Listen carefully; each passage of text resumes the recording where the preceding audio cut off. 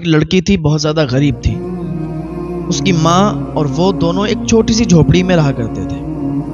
اس کے والد کا انتقال ہو گیا تھا، بھائی بھی کوئی تھا نہیں. اچھا، جب سر سے والد کا سایہ اٹھ جاتا ہے تو پھر بڑی تکلیفیں، بڑی ذلتیں برداشت کرنا پڑتی ہیں.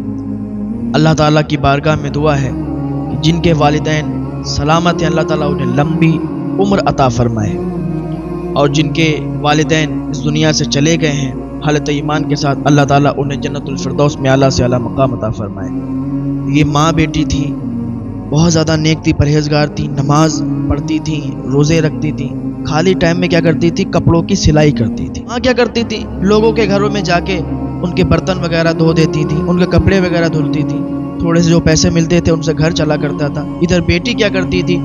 بیٹی کپڑوں کو سلا کرتی تھی، جو عورتوں کے کپڑے ہوا کرتے ہیں ان کو سل کے اور گزارا کیا کرتی تھی. ماں لوگوں کے گھروں پہ جا کے برتن اور کپڑوں کو دھو کے پیسے جو ملتے تھے وہ لاتی تھی. بیٹی ادھر کپڑے سلتی تھی، اس سے جو ملتے تھے آرام سے ان کا گھر چلتا تھا، اور تھوڑا تھوڑا کر کے یہ تھوڑا سامان بھی اکٹھا کرتے تھے کیونکہ بیٹی کی شادی بھی قریب آ گئی. تو یہ سماج ایسا ہے نا، اس میں اگر جہیز نہیں دیا جائے گا تو پھر بیٹی کی شادی بڑی مشکل ہو جاتی ہے. اللہ تعالیٰ ایسے لوگوں کو ہدایت عطا فرمائے کہ جو جہیز کی وجہ سے شادی کرتے ہیں. اور ہم نے تو ایک مشن چلایا ہے اور اس میں تقریباً 1500 ساڑھے 1500 سے اوپر لوگ جڑے ہوئے ہیں جنہوں نے قسم کھائی ہے کہ ہم جہیز نہیں لیں گے، اور الحمدللہ ایسے ہی شادی کریں گے بغیر جہیز کے. اللہ تعالیٰ ان نوجوانوں کے جذبے کو سلامت رکھے. بہت زیادہ انہوں نے بڑا قدم اٹھایا ہے کہ جو انہوں نے قسم کھائی ہے کہ ہم 1 روپیہ بھی جہیز نہیں لیں گے. اللہ تعالیٰ انہیں سلامت رکھے اور ایسے ہمارے نوجوانوں کو جذبہ عطا فرمائے کہ وہ بھی کہیں کہ ہم بھی شادی میں جہیز نہیں لیں گے. ہم نے بالکل یہ نہیں منع کیا اگر کوئی دے تو نہ لو، کوئی دے رہا ہے اپنی بیٹی کو تو لے لو، لیکن اپنی طرف سے کبھی ڈیمانڈ نہ کرو. اور یہ زیادہ بہتر ہے کہ اب منع کر دو آپ کہ نہیں ہمیں جہیز نہیں چاہیے، ہم آپ کے جہیز کے بھوکے نہیں ہیں.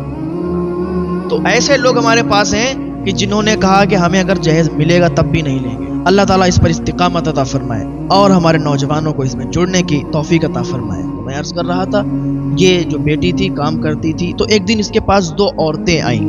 وہ کپڑے سلوانے کے لیے آئیں، کہنے لگی بہن ہمارے کپڑے سل دو. تو اس نے کہا کہ ٹھیک ہے سل دیں گے. تو انہوں نے کچھ ڈیزائن بتائی کہ ایسے سلنے ہیں ویسے سلنے ہیں. اس نے کہا نہیں میں یہ نہیں کر سکتی، میں سلنا جانتی ہوں لیکن سلوں گی نہیں. انہوں نے کہا کیوں، کیا تمہیں تکلیف ہے؟ لوگ سلتے ہیں کپڑے تو ہم اس لیے آپ کے پاس آئے. آپ اچھی سلتی ہیں، آپ کے سلے ہوئے کپڑے محلے کی ساری عورتیں پہنتی ہیں، آپ اچھا سلتی ہیں. تو کہا بالکل اچھا سلتی ہوں، لیکن جیسی آپ ڈیمانڈ کر رہی ہیں ہم ویسا نہیں سل پائیں گے. تو ہماری ڈیمانڈ کیا؟ ہم نے ڈیزائن بتا دی. کا ڈیزائن ٹھیک ہے ہم ڈیزائن بھی ڈال دیں گے، لیکن جو آپ نے مجھے یہ بتایا نا کہ بازو اس میں نہیں آئے گا، اور یہ بازو تک رہے گا آپ کا، اور اس کے نیچے سب کھلا رہے گا، بولی منہ مجھے نہیں کرنا آئے گا. اس لیے کہ میں ایک عزت دار لڑکی ہوں اور اللہ سے ڈرنے والی ہوں. مجھے پتا ہے میں جیسے پہنتی ہوں ویسے میں سل دوں گی، لیکن آپ کی ڈیمانڈ پر آپ جو بتا رہی ہو نا کہ بس یہیں بازو تک آئے گا، اس کے نیچے سب کھلا رہے گا، تو یہ مجھے کرنا نہیں ہے، کیونکہ اللہ سے خوف کرتی ہوں، اللہ سے ڈر لگتا ہے. آپ بھی ڈرو. اس نے کہا میں آپ کو 1000 روپے دے دوں گی. لوگ 200-250 روپے لیتے ہیں، میں آپ کو 1000 روپے دوں گی سلنے کے. اس نے کہا اللہ کا خوف کرا مجھے 5000 دو پھر بھی میں نہیں سلوں گی. اچھا ہاں، بولی میں اللہ سے ڈرتی ہوں، اللہ سے ڈر لگتا ہے. جو اللہ سے ڈرتا ہے وہی کامیاب ہوتا ہے. جو اللہ سے ڈرتا ہے اللہ تعالیٰ اسے ہی جنت عطا فرماتا ہے. اگر میں آپ سے 1000 روپے لے کے اور یہ سوٹ سل دوں آپ کو، یہ کپڑا میں سل دوں، تو اللہ کو کیا منہ دکھاؤں گی کہ میں نے سلا تھا آپ کو پہننے کے لیے اور آپ پہن کے نکلی تھی، اور غیر مردوں کی نظر آپ کے جسم میں پڑی تھی. چاہیے تو آپ کو یہ کہ آپ اپنے جسم کو چھپا کے چلیں، اور آپ مجھ سے کہتی ہیں کہ میں اس کو کھول دوں تاکہ لوگوں کی نظریں اس پر پڑیں. میں یہ نہیں کر سکتی. انہوں نے کہا میں آپ کو اور بڑھا دوں گی پیسے. انہوں نے کہا خدا کے واسطے آپ لوگ چلے جاؤ یہاں سے، میں نہیں کر سکتی. یہ چلی گئی دونوں. بہت نیک تھی، پرہیزگار تھی. پھر کیا ہوا کہ کچھ دنوں میں انہوں نے پیسے اکٹھے کیے، جمع کیے، سلائی کر کے اس کی ماں نے اس کی شادی کر دی. لڑکا بھی غریب تھا، کوئی زیادہ مالدار نہیں تھا، پیسے والا نہیں تھا، غریب لڑکا تھا. شادی کر دی. اب اس کی ماں نے کہا بیٹا ہم دونوں لوگ ہی تنہا یہاں اکیلے رہتے ہیں، اگر تم میری بیٹی کو یہاں سے لے جاؤ گے اور کہیں گھر پہ رکھو گے ہم تو اکیلے ہو جائیں گے، تو ہم تو ویسے ہی مر جائیں گے، آپ ہمارے ہی گھر میں رہ لو. تو اس نے ریکویسٹ کی اس سے تو لڑکا بھی مان گیا. لڑکے نے کہا اماں جیسا آپ کہتی ہو میں ویسا ہی کروں گا, ٹھیک ہے اگر آپ کی مرضی ہے کہ ہم لوگ آپ کے ساتھ رہیں تو ٹھیک آپ کے ساتھ رہیں. لڑکا ساتھ میں رہنے لگا. اب یہ 3 لوگ ہو گئے. اب لڑکا بھی تھوڑا بہت کام کرتا تھا, مزدوری کرتا تھا, محنت کرتا تھا اور پیسے لاتا تھا. ایک دن کیا ہوا کہ جہاں وہ کام کرتا تھا وہاں سے بھی اس کا کام ہٹ گیا. اب لڑکے کے پاس کوئی کام نہیں تھا. اب یہ لڑکی جو تھی ادھر کچھ دنوں میں یہ پریگننٹ ہو گئی تھی, حاملہ ہو گئی تھی.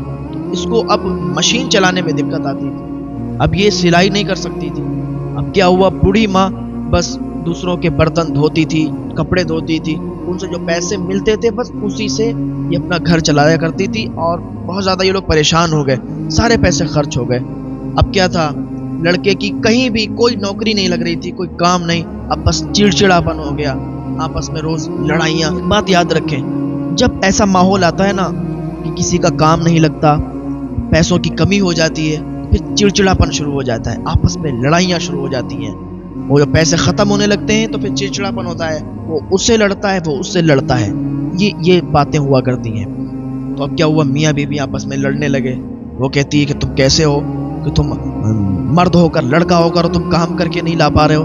ہم یہاں مشین چلا کے پیسے کما رہے تھے, لیکن اب کیا حاملہ ہو گئے, پریگننٹ ہیں, اب ہم سے مشین چلے گی نہیں.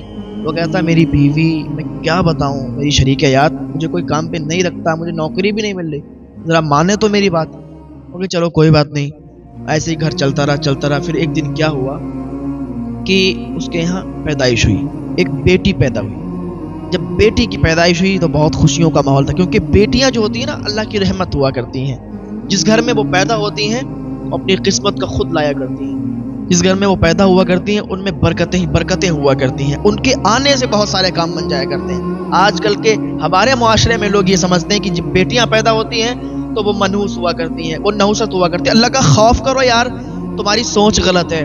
جس گھر میں بیٹی پیدا ہوتی ہے اللہ کی رحمت آتی ہے اور اس گھر میں برکتیں ہی برکتیں ہوا کرتی ہیں. لوگوں کے بگڑے ہوئے کام بیٹی کے آنے سے بن جایا کرتے ہیں.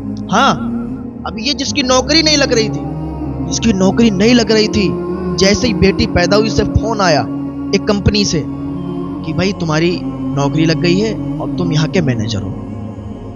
مینیجر بن گیا. وہ بیٹی کی پیدائش ہوئی اور وہ مینیجر بن گیا. اس نے اللہ کا شکر ادا کیا, اللہ تعالیٰ تیرا شکر ہے کہ تو نے مجھے بیٹی جیسی نعمت عطا فرمائی, برکت عطا فرمائی, رحمت عطا فرمائی, اور ساتھ ہی ساتھ میں مجھے نوکری بھی دے دی, اور وہ بھی بڑے عہدے پہ. اللہ کا شکر ادا کیا, مٹھائیاں لایا, محلے میں بانٹی, بڑا خوش ہوا. کام کرنے لگا, اچھا خاصا پیسہ آنے لگا, گھر بھی بن گیا اور ساری چیزیں بہت اچھے سے ہو گئیں, بہت بہتر. اب کام کرتا, گھر پہ آتا. اب ایک دن کیا ہوا کہ یہ کمپنی میں تھا اور اس کی جو بیوی تھی, یعنی جو نیک یہ خاتون لڑکی جو تھی, یہ زینے پر تھی. گھر بن چکا تھا اور اچھا گھر تھا, زینے سے اتر رہی تھی. اس کا پیر پھسلا اور یہ زمین پر گری, نیچے گری تو سر کے بل گری اور اس کے سر میں چوٹ لگ گئی. جیسے یہ زمین پہ گری اس کا سر پھٹ گیا. سر پھٹا, جلدی سے وہ محلے کے لوگ جمع ہوئے, اسے بلایا. تو جلدی سے یہ کمپنی سے وہ چابیاں ساتھ میں لے کر چلا آیا اور وہ وہاں تالا مار کر چلا آیا, کیونکہ یہ مینیجر تھا.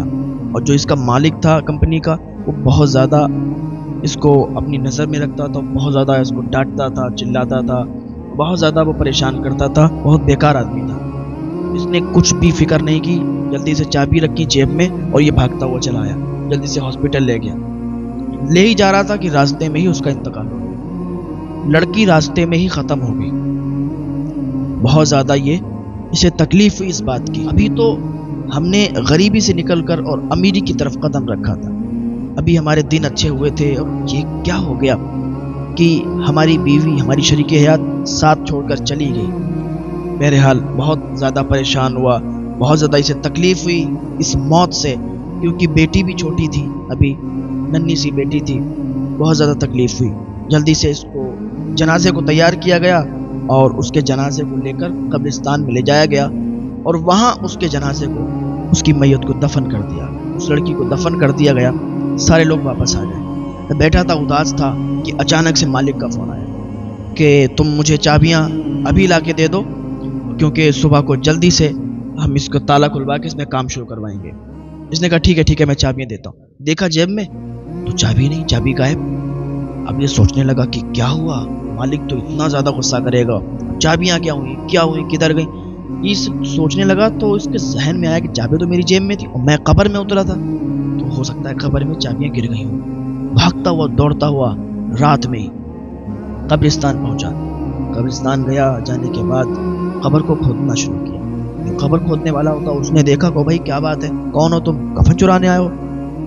ٹارچ جلائی، دیکھا تم تو وہی ہو جن کی بیوی کا انتقال ہو گیا تھا، آج ہی دفن ہوا۔ ہاں میں وہی ہوں، لیکن وہ سارا انہوں نے قصہ سنایا کہ مالک بڑا بیکار ہے، چابیاں شاید کسی میں گر گئی ہیں۔ تو قبر کھودنے والے نے بھی ساتھ میں قبر کھودوانا شروع کیا۔ قبر کھودنے لگی، قبر کو کھودا گیا، آدھی قبر کھودی تھی کہ کیا دیکھتے ہیں کہ اندر اس کے جو بیوی تھی نا، اس کے ہونٹ بڑے بڑے اور ان پر عذاب شروع تھا، اس میں سے آگ جل رہی تھی۔ جلدی سے انہوں نے قبر بند کی اور وہاں سے بھاگ لگائی۔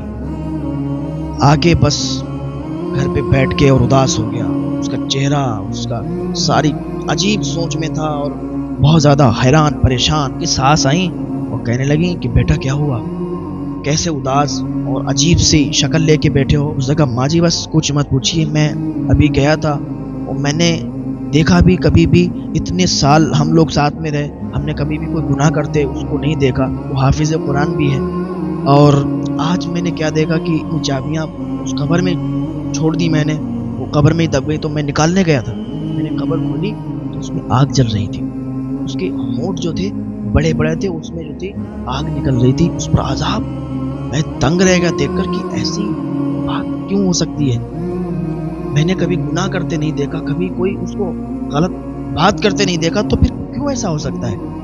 اس کی ماں بھی پریشان کہ بیٹا تو اب ساتھ میں رہ رہا ہے، میں نے تو اتنی زندگی ہو گئی ہے میری، اور جب سے یہ پیدا ہوئی تب سے اب تک میں نے کوئی بھی ایسا غلط کام اسے کرتے ہوئے نہیں دیکھا، کوئی بھی غلط چیز میں نے نہیں دیکھی۔ کیا ہوا؟ کہا مسجد کے امام صاحب سے پوچھ کے آؤ۔ مسجد کے امام صاحب بھی اللہ کے ولی تھے۔